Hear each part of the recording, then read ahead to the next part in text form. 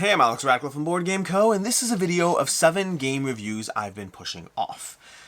The category of what that is exactly is a little vague, but specifically, these are a combination of games. They're games that, for some reason or another, I haven't reviewed yet, and I'm realizing I don't know when I will, so I'm going to go ahead and give you more of first impressions on them. Some of them are games I've played multiple times, some of them are games I've only played once, and haven't played again either because of player count restrictions or just lack of interest, and so it's a mix, it's a hodgepodge, it's a mix. Some of these, well, let's go ahead and start it off. Let's go into what these games are, and we can talk about them case by case. Starting off with the one that I've played the most over here, and that is going to be Jurassic Park: The Legacy of Isla Nublar. I gave a kind of a first impressions review a while back. I don't know if you call it first impressions or review. The video I did last time, I had like 7 plays or maybe 8 plays under my belt. I don't remember exactly how far, but I hadn't yet finished the campaign. Since then, I've finished the campaign. My thoughts haven't changed enough to do a full dedicated video on it, and so I've been just sitting here wondering what to do with it, and so I figured it'll go in this video. It's good. I enjoyed it. I don't love it. I enjoyed it. I think the biggest problem with it is the high price tag relative to the game you get out of it. Like, for example, I'd recommend My City over Jurassic Park as far as a better game experience for a quarter of the price tag. That's the biggest problem I have with the game, the price tag. The actual game itself, I enjoyed. I continued playing through it. I had more unlocks, more stuff happening, nothing particularly crazy from where the game left off. I do encourage you to check out that full review if you're actually looking for more information on the game. I will say that I don't believe you should be playing this at 4 players. I haven't done so, but from people who played it at 4 players, the action pool is really diluted. You only have 9 actions every round across 5 rounds, and those actions are shared amongst the players, which means in a 45 actions total across the game, that means a 4-player game you have 12 actions to deal with, which is just not a lot of actions to play out. Less than 12, actually, a little less than that. But either way, you do not have a lot of actions in a 4-player experience. On the other hand, if you're playing it as 2 players, you have a lot more control, a lot more agency, and it is a fun little game of building out the island, putting down various stickers, having permanent consequences of things you do as you play little mini games across the game, and as the game slowly evolves around different surprises and things happening. Overall, I enjoyed it. Overall, I had a good time. I recommend it as a 2-player experience primarily. Solo works well as well. 3-player and 4-player I just haven't played, so I can't speak to them past guessing how they would play. Ultimately, I like the game. I just think it's very, very expensive for a game that I like as much as games that are a quarter the price. Past that, let's move on to the next one. The Shadow Planet. The Shadow Planet from Galacta Games. This one is a tricky one, and a common theme. I think 3 or 4 of the games we have on the table today are going to be games that were just hard to get tabled again because they kind of require higher player counts or mid-range player counts for games that I didn't necessarily enjoy enough to push my game group to do that. This is one of the interesting challenges of being a board game reviewer in general, which is I'll play all the games myself because I want to, and then I have various people who I can loop in on a regular basis, but once a game shifts to a 4-player count, a 5-player count, it becomes harder and harder to convince players in my group who aren't benefiting from reviewing to continuously play a game they didn't love. And I do prefer to play games multiple times before calling them a review, which means sometimes when I have a game that I didn't necessarily love at a higher player count, it kind of sits in reviewer limbo for way too long. There's nothing wrong with the Shadow Planet. It's fine. It just felt a little too convoluted compared to other hit and roll games. In the Shadow Planet, you're trying to effectively get off the planet, or more specifically, depending on your role, you're trying to get off the planet. But you kind of have a role, but then you also have the characters in the game, and you have the decks of those characters in the game, so you're trying to manipulate those decks and manipulate those characters, because at the end of the game, you will be one of those characters, but it's not really that you are the character the whole time, and so you're kind of working within this shared space. If you played In Too Deep from Burnt Island Games, it has a little bit of that similarity, but with just a general vagueness around how easy it is to drive your goals. You can have different goals in the game, whether it's trying to get off the planet, whether it's trying to keep people on the planet, keep everyone off the planet. There are going to be different characters with their own different goals, and you're trying to move around and manipulate the game state to achieve your goals, but it just never really fully feels clear how easy it is to do that, or where your actions connect to each other in the game. I thought it was totally fine. The only problem is it works better at higher player counts. Even a 3-player game is going to not be as good as a 4 or 5-player game, and it just didn't necessarily impress enough to make our way back to it over time. So the Shadow Planet has a lot of promising things to it. I like the art, I like the presentation, but overall, the end game of it, of what it actually is, didn't feel compelling enough so much as it felt a little disconnected. It worked, didn't really impress. Then from there we have the Ghosts Betwixt Us. This one I gave a few plays as well, and this one is it's interesting. It's hard to really put a read on the Ghosts Betwixt us, because I will say offhand, the theme doesn't pull me in. The story doesn't pull me in. You have a kid who's kind of, you know, gone missing, and you have the family trying to track down the kid by breaking into the house and dealing with whatever zombies and things come along their way, various monsters and dogs and all this stuff. And it is a campaign game, so you have specific scenarios set up and specific sequences of how things are going to play out, and not how things are going to play out, but the way the game runs. And you're trying to accomplish various goals. You're given objective cards. You have to accomplish the goal and then find the next thing as you explore the room and as you start stacking tokens that are the enemies you're facing off against. The game has a few things going for it and against it. Going for it, it has a lot of fun, you know, cards, abilities, things you'll unlock throughout the course of the game. Going against it, it has, first of all, not a great rulebook. Your options for learning the game are a kind of guided how to play that will take you so far, but not far enough. And then the rulebook is just a reference manual that is very hard to read through. And so it is one of those things where I kind of felt the game said, here's 90% of the game, and you're going to kind of have to intermittently unlock that last 10% as things come up and hope that it doesn't disrupt your gameplay flow, which it did and does. So I can't say I love the rulebook, and I can't say I love the way it affected the experience. I will say on the plus side, it gets you up and running quickly, but leaving that 10% off. So that's the first critique I'd have against it. Secondly, thematically, it doesn't really pull me in. It feels like it's a kid's game, but it's really not. It feels like it's a kid's dungeon crawler, but it has a lot more going on for it. And it's just, that disconnect kind of pulled me away from it as well. Past that, the general gameplay, past the fun things you're unlocking, just didn't feel overly rewarding. You're using dice, you're rolling dice, you're upgrading those dice, you have all these things you're trying to utilize as far as the various gear and upgrades and abilities of the characters you have, and all of it was fine. If I'm looking at it very critically and like separating the theme, if you put the, you know, beautiful art, production, miniatures, and slapped whatever onto it, it could be I'd like this one more, and a better rulebook, It could be I'd like this one more. As it is, it's one that I gave a few plays and was kind of like, you know what, I think the story's fun, I think the sense of unlocks are fun, I think the gameplay is fine, but it's not doing anything extra that pulls me in to get past the other degrees of a little bit of meh that I have thrown into it. So it's fine. I can see people liking this for sure, but for me, a few too many barriers to get in the way of an overall good time. Then we have Vigilante, which is also going to have, again, like Shadow Planet's going to have player count limitations on this one. Vigilante, it works decently. This one actually has a new Kickstarter for the game that just came out, so you can find expansions and whatnot. And the expansions are relevant there because it adds, I believe, a 2-player mode to the expansion, which would make this game more easier to table for me. But this one is I think it's a 3 to 5 player game, if I'm not mistaken. 3 to 5 players, and generally I'd say it works better at a 4+ player count because of the roles you have in the game.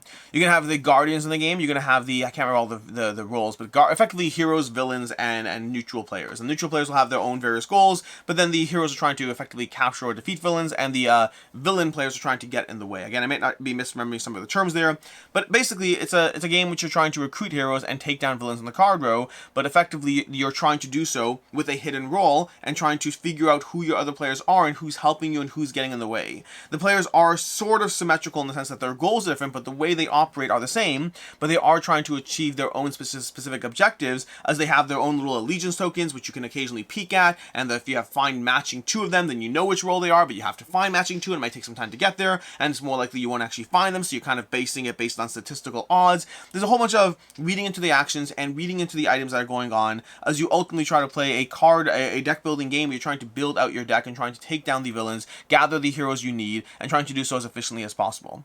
Again, similar to Shadow Planet, I'd say I liked it more than Shadow Planet. I think the gameplay loop is smart. Like, one of my problems with Shadow Planet was how it wasn't necessarily intuitive as far as what to actually do to win, especially because you're operating with these shared decks and characters, and it's the kind of game I feel might take 3 or 4 plays before you're like, oh my gosh, I'm really starting to get it now. Vigilante, I think it's one of the games, it's picks up faster. It's more intuitive what you are doing. Because it has a degree of hidden role, there's always going to be that, you know, initial game or two to kind of get your feet into it. But I think past that, the general gameplay loop was far more intuitive. The general gameplay loop was fun and fine. But again, I think it really requires 4 players to shine. And I don't think it did enough to really drive home or impress. I think it's a good game. It's a game that instinctively I'd rate a 3.5.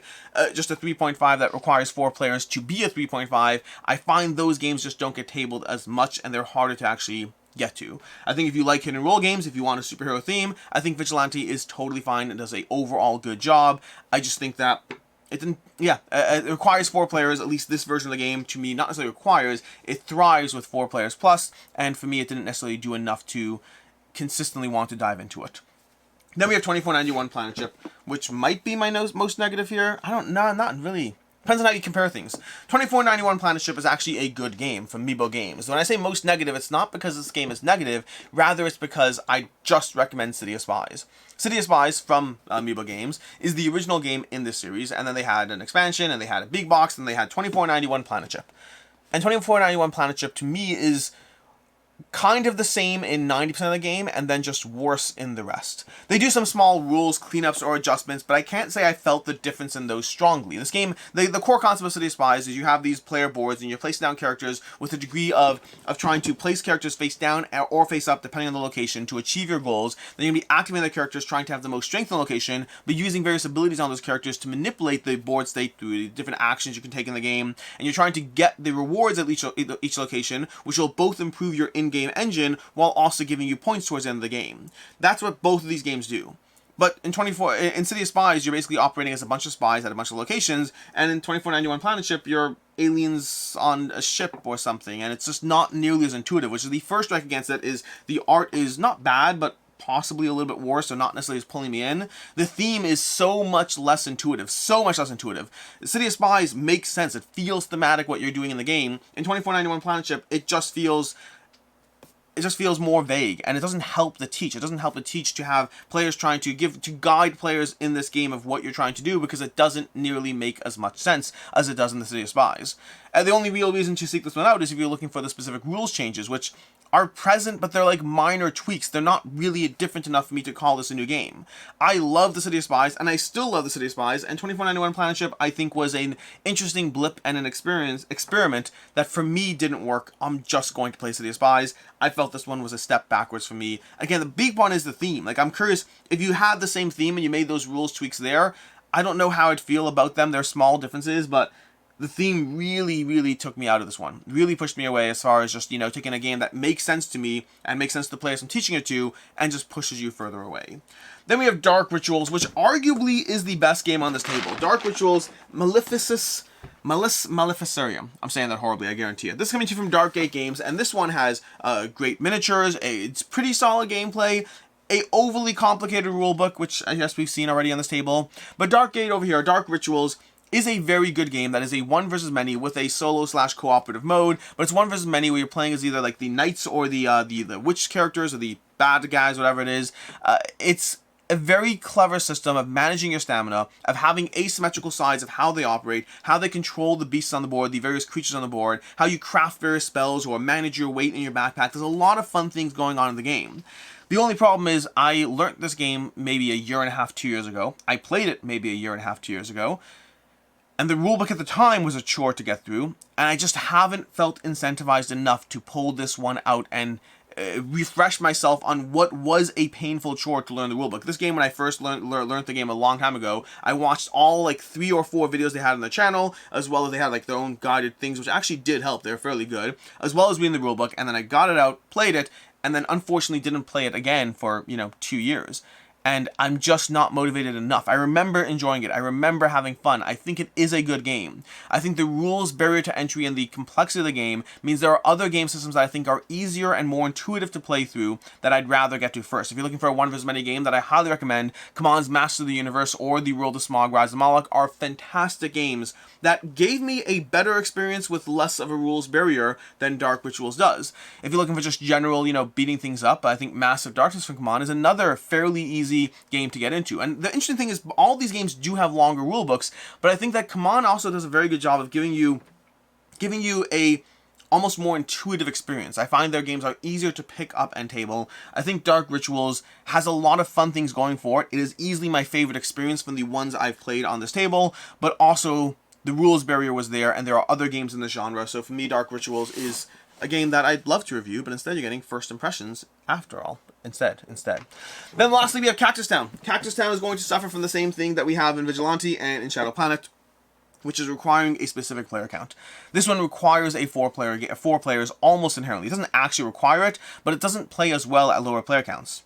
you have asymmetric sides in this game, and you're dealing with a degree of pre-programmed action. You're moving around the town, trying to interact with buildings, depending on the level of complexity you're playing at. There's few ways to play, but depending on what you're doing over there, you're trying to plan out your actions, program them out, having a last in, first out, or first in, last out, hopefully I'm saying that right, kind of sequence of playing things down and then resolving them as you go, and you're trying to predict and plan around what you need to do based on your individual character's goals, whether you're trying to capture the outlaws, whether you're trying to, like, you know, pay off your debts. There's different characters with different goals in the game, and they're all operating within the same shared system, but with slight tweaks as to what they are trying to do and how they are trying to interact.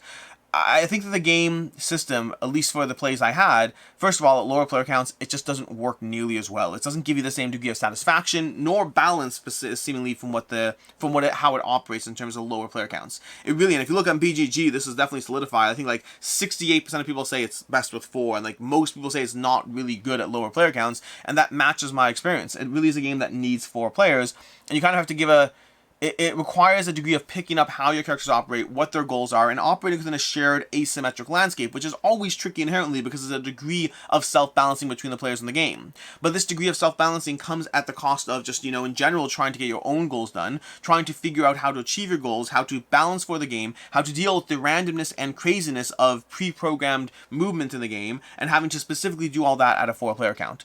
It was fun, but similar to Vigilante, similar to Shadow Planet, it wasn't necessarily fun enough to continue to dive into this one. I felt that the pre-programming chaos was definitely present, but I felt that that pre-programming chaos works better in a game like Robo Rally, where it's just a lot more simple as far as what you're doing. In this game, you kind of have the balancing aspect of factions like Root, where you have to have all players balancing each other to a degree. You need the 4 players of Root, but you also need to do so with the chaos and randomness of pre-programming, and so it ends up being in this weird middle space where it's a weird middle space. That's where it ends up. It ends up in a weird middle space where if you want the asymmetric abilities, play a game like Root, and if you want the pre-programmed chaos, play a game like Robo Rally. Cactus Town kind of fell a little bit in the middle there, and overall was both entertaining and fun, while also not necessarily being satisfying enough. And that's what we have over here. We have 7 game reviews that I've been pushing off, again, for different reasons, but lots of them coming down. Some of them coming down to just, you know, time or whatever. Some of them coming down to not wanting to dive into the rulebook. Some of them coming down to just not getting enough plays of them in to feel comfortable calling them a review.